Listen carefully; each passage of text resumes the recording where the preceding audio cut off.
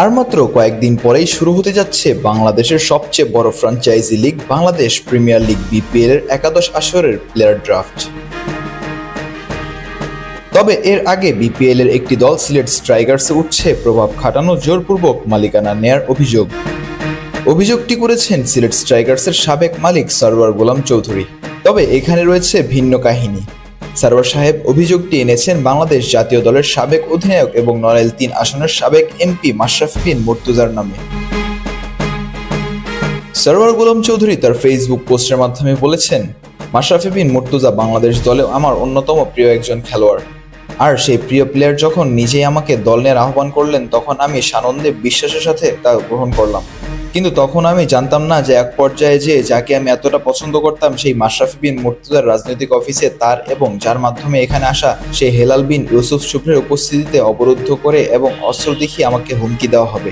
আমি বিশ্বাস করতে পারছিলাম না যাকে এতটা ভালোবাসতাম সে মানুষই এমনভাবে আমার বিরুদ্ধে দাঁড়াবে। এটা ছিল আমার জীবনের সবচেয়ে দুঃসহ অভিজ্ঞতা।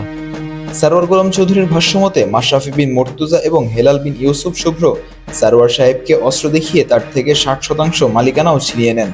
তবে এই বিষয়টি নিয়ে কিছুদিন আগেই মামলা করেছিলেন গোলাম সরওয়ার চৌধুরী।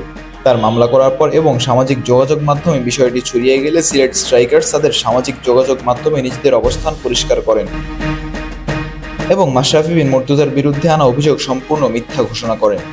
সিলেট স্ট্রাইকার্স তাদের ভেরিফাইড ফেসবুক পেজে জানান, সিলেট স্ট্রাইকার্সের 1% মালিকানাও মাশরাফি বিন মুর্তজার ছিল না, এখনও নেই। জোর করে মালিকানা নেওয়ার কোনো প্রশ্নই আসে না। ফ্র্যাঞ্চাইজির মালিকানার যে কাগজপত্র বিসিবির কাছে আছে তাতেও মাশরাফি বিন মুর্তজার নাম নেই।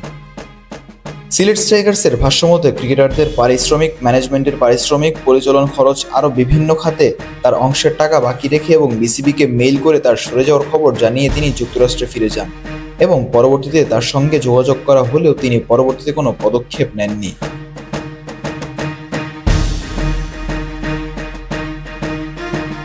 Mizanur Ashik, team sports.